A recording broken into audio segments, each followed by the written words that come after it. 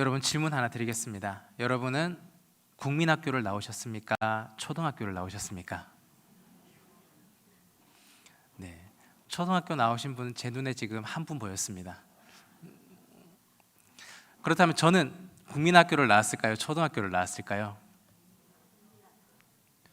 네, 저는 국민학교를 입학해서 초등학교를 졸업했습니다.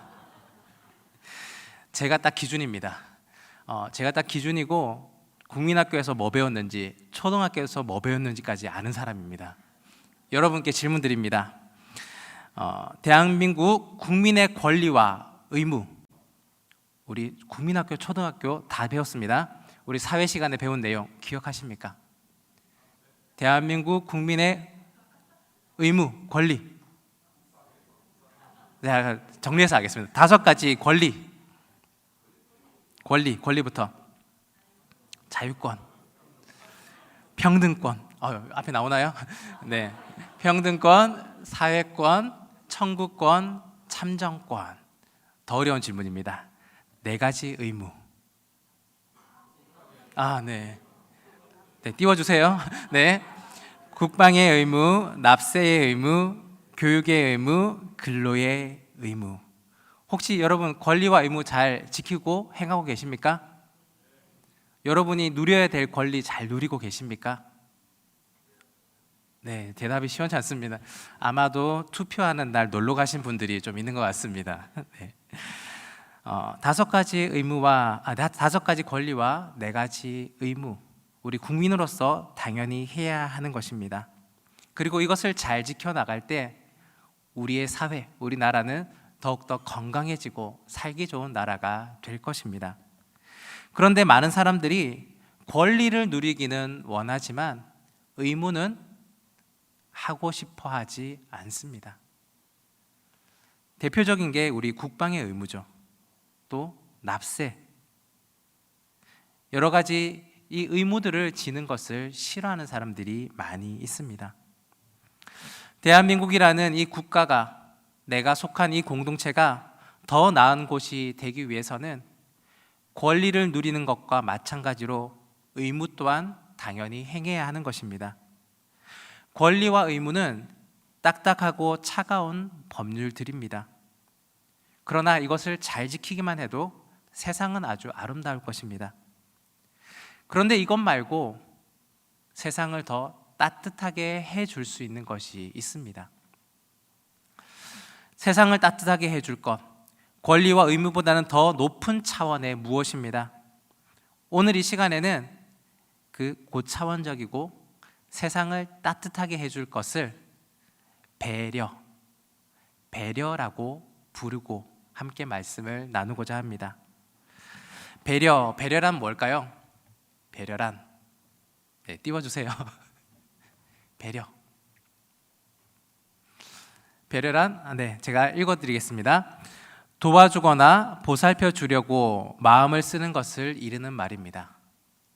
도와주려거나 보살펴 주려고 마음을 쓰려고 이르는 말.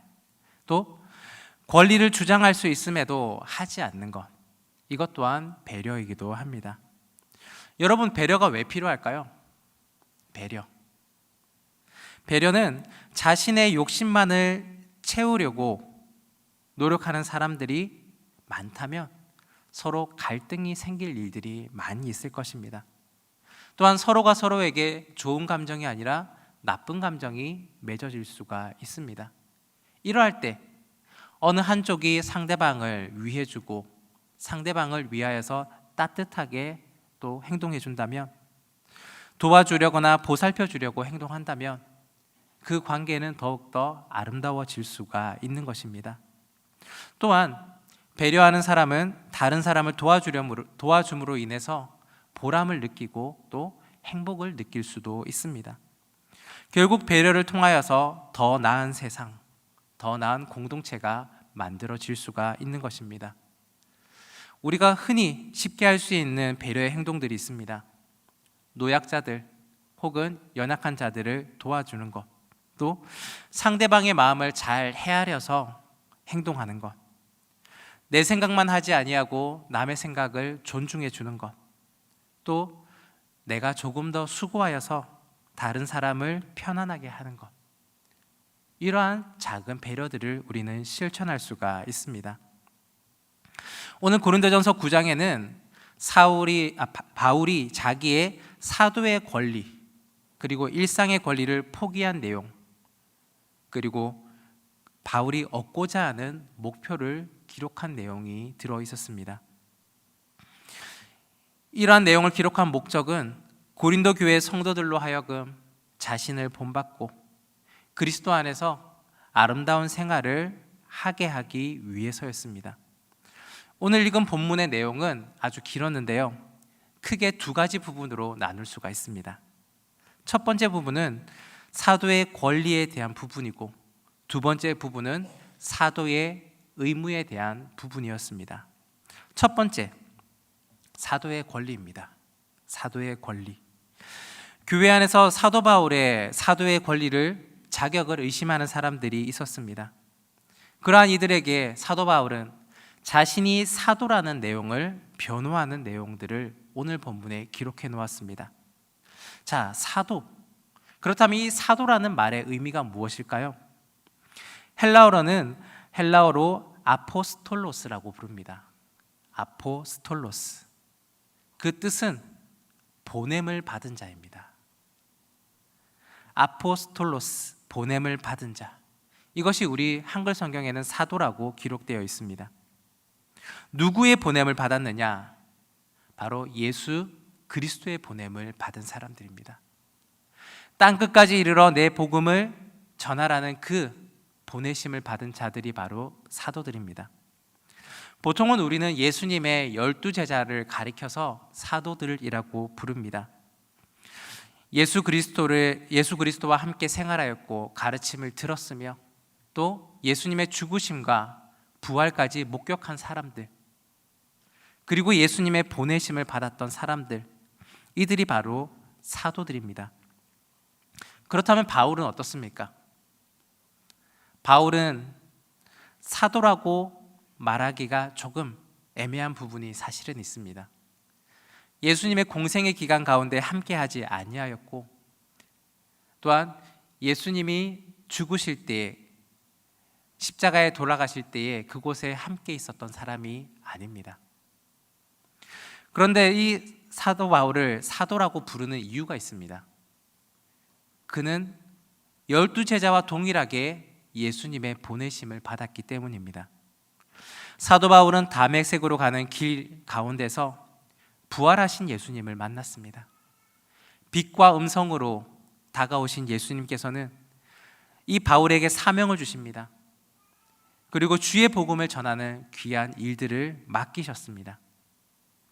부활하신 예수님을 만났고 또 복음 전파의 사명을 받았기에 사도 바울이 될 수가 있는 것이었습니다. 사도들에게는 권리가 있습니다. 복음을 전하는 일에 매진하고 삶을 드립니다. 그리고 그들의 먹을 것과 입을 것은 공동체로부터 공급받는 것입니다. 다른 노동을 하지 아니하고 복음의 일에 매진하고 먹을 것을 공급받는 것, 이것이 사도로서의 권리였습니다. 그런데 이 바울은 교회로부터 그러한 권리를 누리지 아니합니다. 사용하지 아니하였다라고 오늘 본문에 기록되어 있습니다. 자, 두 번째 내용은 사도의 의무입니다. 의무. 사도의 의무는 간단합니다. 복음을 전하는 것입니다. 예수 그리스도의 죽으심과 부활하심을 알리는 것입니다. 하나님 나라에 대해서 말해주는 것입니다.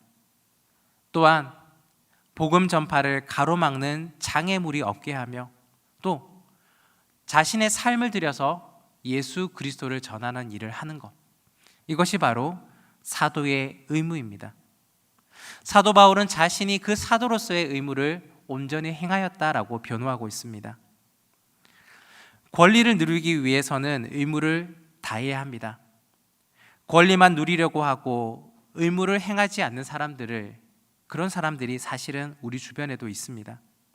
하지만 오늘 본문의 사도 바울은 권리는 사용하지 아니하면서 의무에는 최선을 다했습니다.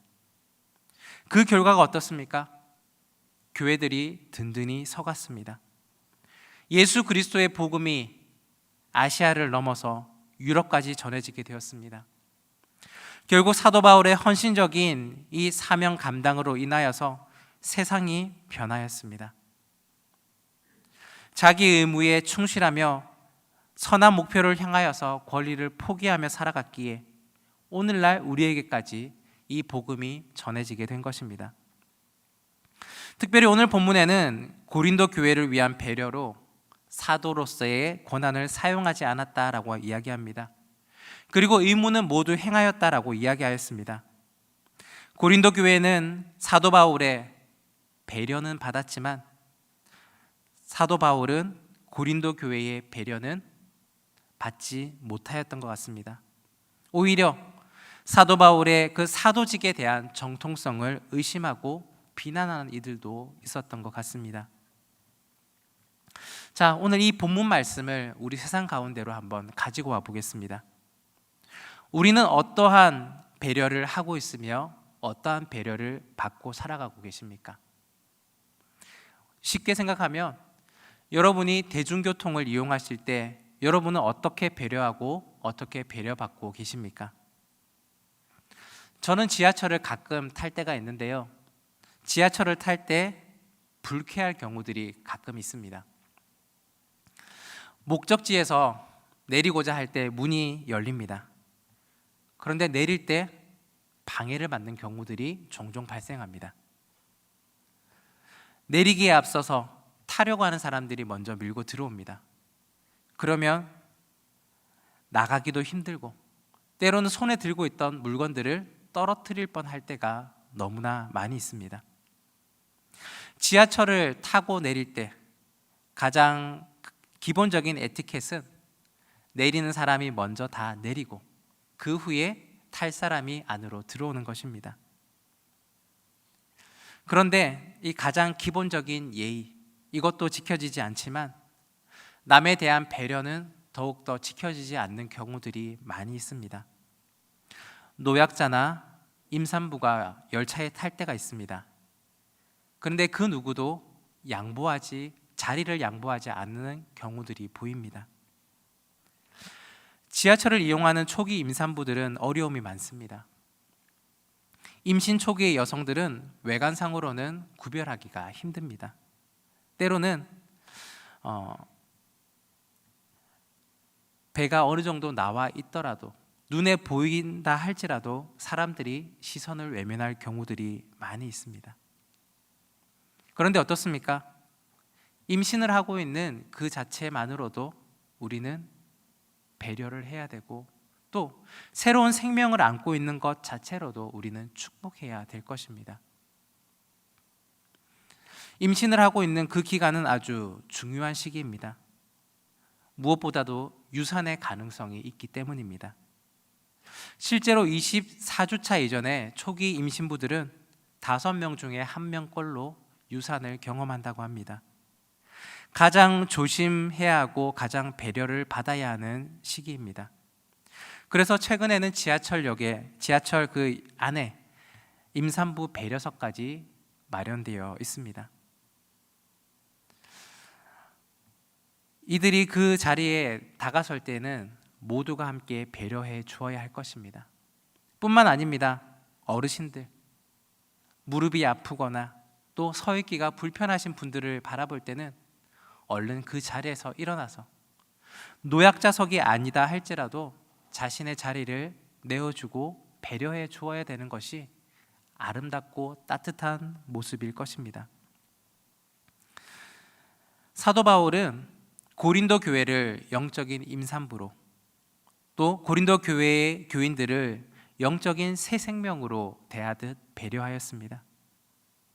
고린도 교회와 교회들을 위하여서 자신의 권리를 주장하지 아니하였습니다. 자신의 권리를 오히려 비워서 그들을 위하여 수고하였습니다. 오히려 그들을 배려하여서 목회의 생활비를 받지 아니하고 사도 바울은 스스로 일하여 번 돈으로 생활비를 충당하며 선교 사역을 감당하였습니다. 어느 책에 실려 있던 한 가지 예화입니다. 앞을 보지 못한 사람이 밤에 물동이를 머리에 이고 한 손에는 등불을 들고 길을 걸어갔습니다. 그때 길에서 그와 마주친 사람이 이 앞을 못 보는 사람에게 물었습니다. 당신은 앞을 보지 못하면서 등불은 왜 들고 다닙니까? 당신은 참 어리석군요. 그때 앞을 보지 못하는 사람이 말합니다. 이 등불은 나를 위한 것이 아니라 당신을 위한 것입니다. 당신이 나와 부딪히지 않게 하려고 들고 있는 것입니다. 앞을 보지 못하는 이 사람은 상대방을 위한 배려로서 등불을 들고 나갔습니다. 어차피 보이지 아니하기 때문에 등불을 들고 다닐 필요가 없고 오히려 불편할 것입니다. 하지만 상대방을 위한 그러한 배려인 동시에 그것은 자신의 안전을 지킬 수 있는 가장 좋은 방법이었습니다. 우리는 무한 경쟁 사회에 살고 있습니다. 서로를 밟고 올라서려는 사람들 사이에 삽니다. 때로는 너 죽고 나 살자라는 출혈의 경쟁이 일어나기도 합니다. 그런데 서로 밟고 서로 물어뜯으면 그 결과는 무엇일까요? 서로 함께 죽을 수밖에 없습니다. 그렇기에 법률이 존재하는 것이고 그렇기에 법칙이 존재하는 것입니다. 원칙을 지키려고 애쓰는 삶, 그것은 결코 헛된 행동이 아닙니다. 서로가 잘 지키고 살아간다면 사회는 질서정연하고 아름다워질 것입니다. 다투기보다 서로 나누어 주고 베푸는 삶이 이어진다면, 배려가 있어진다면 사회는 더욱더 살기 좋고 아름다워질 것입니다. 상생과 공존이 이루어질 때 아름답고 살기 좋은 사회가 되는 것입니다. 그러기 위해서 우리가 가져야 될 태도가 바로 배려입니다. 많은 사람들은 배려라고 하면 마치 손해보는 것으로 생각합니다. 하지만 이 배려는 손해가 아니라 나와 상대방이 같이 행복해지는 지름길입니다. 오늘 본문 가운데서 고린도전서 9장 9절의 말씀은 신명기 25장 4절을 인용한 말씀입니다. 모세의 율법에 곡식을 밟았더는 소에게 망을 씌우지 말라 기록하였으니 하나님께서 어찌 소들을 위하여 염려하심이냐. 동양의 여러 나라에서는 이전에는 소를 이용하여서 곡식을 터는 방아를 돌리거나 혹은 일정한 반경 내에 있는 곡식을 소가 발로 밟아서 타작하게 하는 방법을 사용하였습니다. 그런데 이집트나 일부 나라에서는 이때 소가 곡식을 먹지 못하도록 입에 망을 씌웠다고 합니다. 모세의 율법에는 이것을 금지하였던 내용입니다. 소가 일을 할 동안에는 배부르게 먹을 수 있도록 배려해 주라는 것입니다. 일만 시키지 말고 그 일에 대한 먹을 것을 공급해 주라라는 이야기입니다. 하나님께서는 인간뿐만이 아니라 짐승과 자연에게까지 관심과 사랑을 베푸심으로 이 율법을 말씀하신 것입니다. 소들을 위하여 염려하심이냐라는 이 말은 하나님께서 소를 염려하지 않는다는 말이 아니라 하나님께서 새 한 마리 그리고 소 한 마리에도 관심과 애정을 가지시는데 하물며 하나님의 복음을 위하여 수고하는 이 사도들, 복음의 일꾼들에게도 염려하고 배려하지 않으시는가라는 것입니다. 다시 말하자면 주의 일을 하는 자들은 주의 일을 통하여서 보상을 받고 사례를 받는 것이 합당하다라고 말하는 것입니다. 사도 바울은 소의 입에 망을 씌우지 말라라는 신명기 말씀을 인용합니다. 여기에 대한 것은 권리와 의무가 함께 가야 된다라고 말하고 있는 것입니다. 사도 바울은 자신이 고린도 교회에서 사례비를 받아야 할 이유에 대해서 몇 가지 사실은 적었습니다. 그 세 가지가 있는데요. 예를 들어서 이야기합니다. 누가 자기 비용으로 군 복무를 하겠느냐? 누가 포도를 심고 그 열매를 먹지 않겠느냐? 누가 양떼를 기르고 그 양떼의 젖을 먹지 않겠느냐. 당연하게 일한 것에 대한 결과를 받는 것을 예로 들었습니다. 사도 바울은 복음 사역을 하고 있습니다. 그리고 그 복음으로 인하여서 주의 구원의 은혜들을 누린 교회들이 세워졌습니다. 그 교회들로부터 후원받는 것이 마땅한 것이라고 말하고 있는 것입니다. 그러한 마땅함에도 불구하고 바울은 그 권리를 쓰지 않는다라고 합니다. 명확하게 권리와 의무에 대해서 밝히지만 자신은 굳이 그 권리를 사용하지 않고 있다라고 이야기합니다. 이유가 있는데요. 복음 전파와 또 고린도 교회에 부담을 주지 않기 위해서입니다. 고린도 교회를 위한 배려였습니다. 고린도 교회에 이미 세워진 목회자 그리고 교인들을 향하여서 부담을 주지 않기 위해서입니다.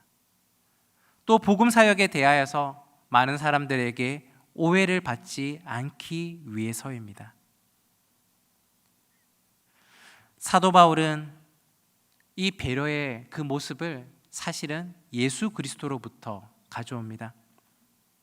예수님께서 보여주신 삶의 모범, 그 생활, 그리고 복음을 위하여서 애썼던 그 모든 것들을 가지고 자신의 삶에 녹여냈습니다. 포기와 희생입니다. 예수님께서 포기하시고 희생하셨던 그 모습을 자신의 삶으로 가져와서 자신이 그것을 배려로서 승화시킨 것입니다. 하나님은 사람을 사랑하셔서 신의 모든 권리를 내려놓으시고 피조물인 인간의 모습으로 이 땅에 오셨습니다. 또 하나님은 인류의 모든 죄를 해결하기 위해 십자가에 달려 죽으심으로 희생하셨습니다. 이것이 바로 예수 그리스도께서 보여주신 모습이었습니다. 분명 하나님께서는 이 세상에 창조하시고 창조주로서의 역할과 구원주로서의 역할들, 의무와 책임을 다 하셨습니다. 또한 우리를 위한 많은 일들을 배려해 주셨습니다. 그렇다면 저와 여러분은 그 배려와 그 사랑을 받았는데요. 우리는 어떠한 일을 하고 있습니까? 하나님의 자녀로서의 권리만을 행하고 의무는 저버리고 계시지는 않으십니까? 우리는 권리와 의무를 동시에 행하고 누려야 하지만 그보다 더 고차원적인 가치를 실현해야 합니다. 바로 오늘 말씀의 제목인 배려입니다. 사랑하는 여러분, 예수 그리스도의 그 배려가 사도 바울을 변화시켰고 사도 바울의 배려가 초대교회와 유럽을 변화시켰고 또한 그 이후에 있는 믿음의 선배들의 배려의 결과로 오늘 저와 여러분이 변화되었습니다. 그렇다면 우리도 아직까지 주님을 모르는 자들, 이 세상을 향하여서 배려의 자리로 나아가야 되지 않으시겠습니까? 사랑하는 부산진교회 성도 여러분, 세상을 향한 하나님의 사랑을 전할 때 그러한 배려의 모습을 동일하게 실천하시기를 바랍니다. 나의 것을 내려놓을 수 있는, 그러나 내가 해야 할 것은 최선을 다하여서 노력하는, 또 다른 이들을 위하여서 더욱 수고하는 그러한 배려의 모습으로 하나님의 사랑을 실천해 나갈 수 있는 저와 여러분이 되기를 간절히 바랍니다. 우리 이 시간에는 함께 찬양하면서 우리 기도의 자리로 나아갔으면 좋겠습니다.